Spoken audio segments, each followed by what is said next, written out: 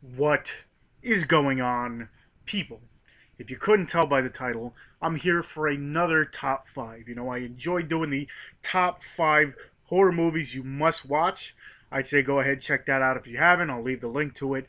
But I'm back for another one, the top five werewolf movies. And I'll just tell you, I was watching one today, so that's why I decided to do it.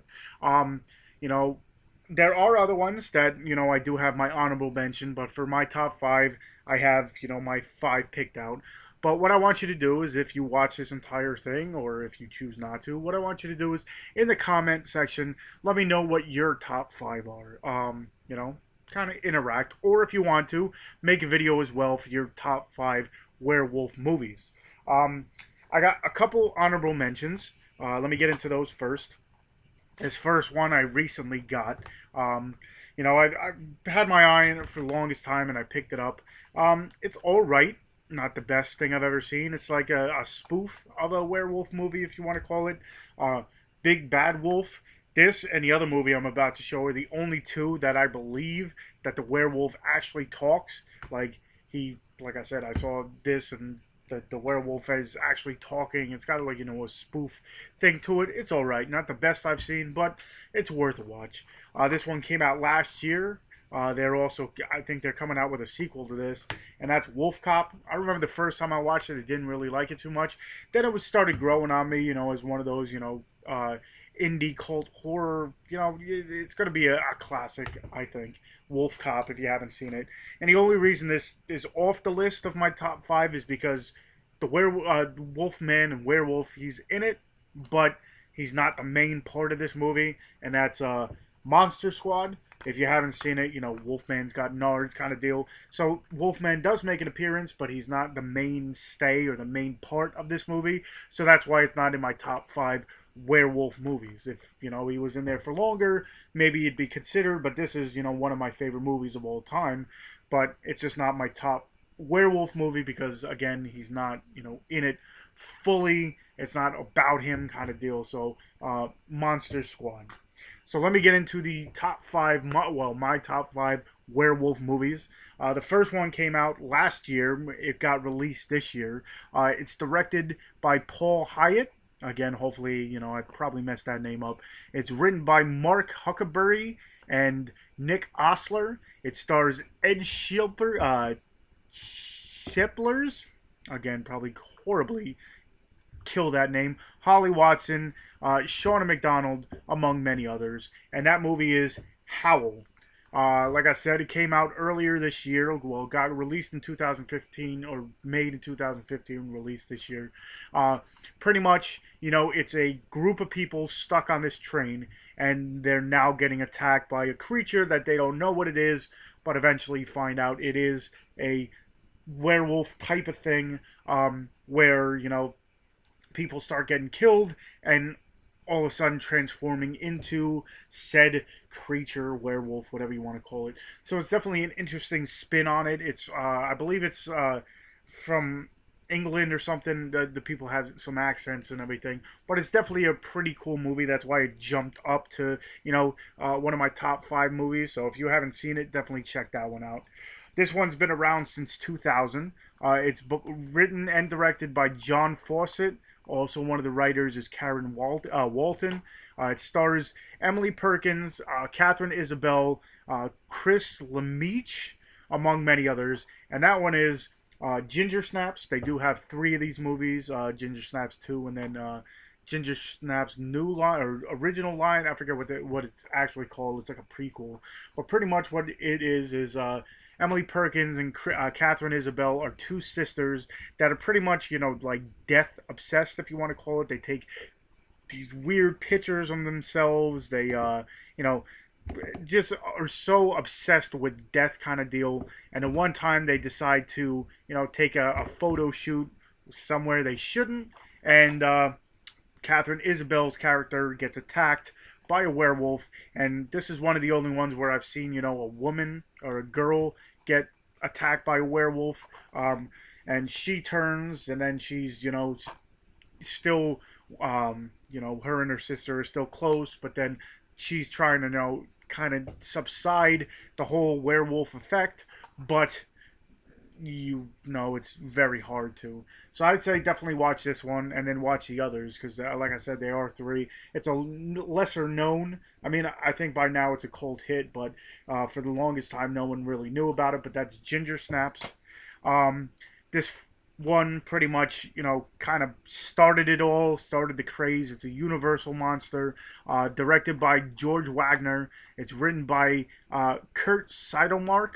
It stars Lon Chaney Jr., Warren Williams, Claude Rains, and that's the original 1941. I think it's the original, but 1941 Wolfman. You know, the one that pretty much brought it to the limelight, that got the you know, story rolling and the Wolfman kind of persona going.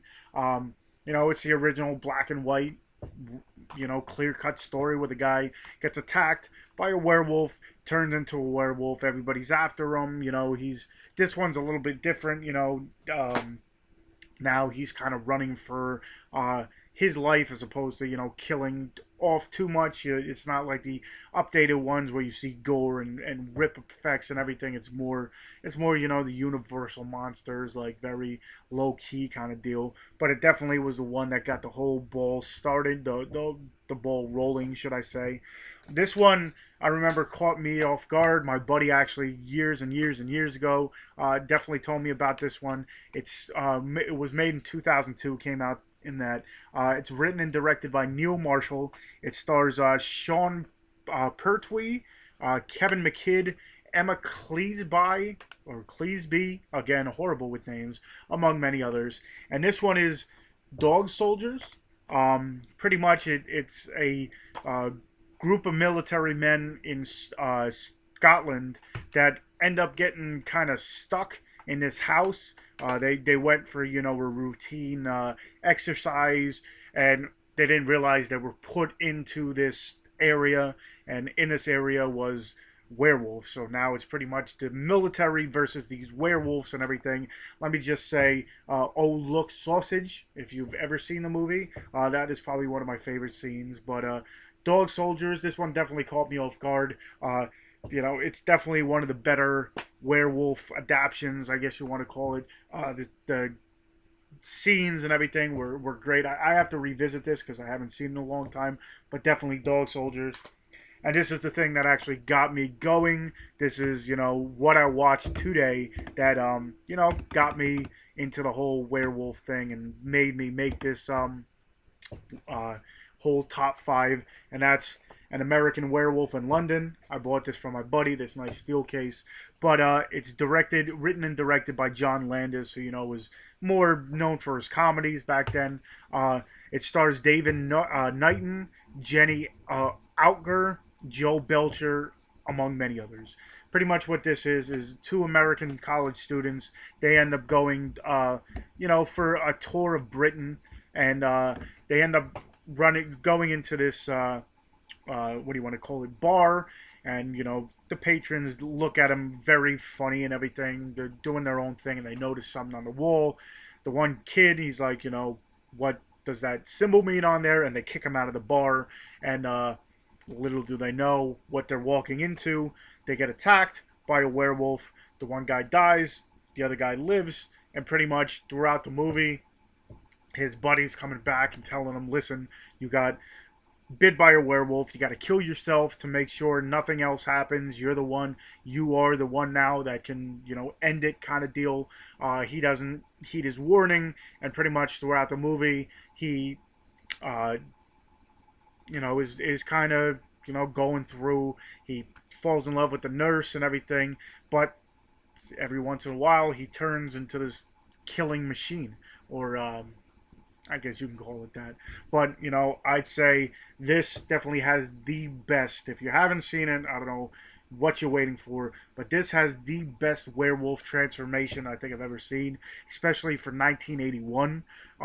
You know, just the way it happens, very slow, very surreal. You just see everything start moving, like his hands go, you know, start stretching out, his feet start stretching out. Then one of the coolest things is, you know, when his mouth, like his face just changes shape and everything. This is probably like my favorite out of the bunch, but I'd say definitely go ahead, check out all of them if you haven't. But those are my top five werewolf movies. You know, they're also, you know, the underworlds and Twilights. I'm only kidding. I don't really like Twilight much. But you know, definitely check out those. Underworld has that, you know, werewolves versus zombies, werewolves versus vampires kind of deal. So I enjoy the Underworlds, but again, it's not fully the werewolf like by itself kind of deal. Its own movie. It's more of a combined kind of deal, much like, you know, Monster Squad and everything. So that's why that's another one that didn't make the list. But let me know your top 5 werewolf movies. You know, maybe you agree with my list. Maybe you have other ones that I might not have checked out yet. You know, The Howling as well. That's another one that didn't make my top 5, but I enjoyed the first one, and then from there they kind of went downhill in my opinion. But yeah, hopefully you enjoyed my list. Again, if you have something that differs from mine, if you have others, let me know in the comments, or if you want to, go ahead and make your own top 5 video. But yeah, like I said, I like doing reviews, but I like doing these as well. I like, you know, listing certain movies that you definitely should go ahead and see. You know, I'm gonna do more in the future. Let me know if there's a certain one you want me to do, like a top 5 or maybe a top 10 or whatever.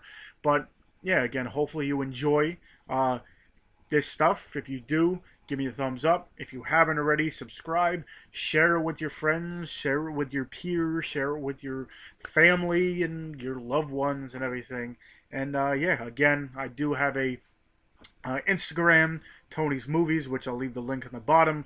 If you want to, go check that out, where I just pretty much show off all my movies. And if there's something there you want me to review or anything like that, definitely let me know. And yeah, I guess until next time, I'll see you.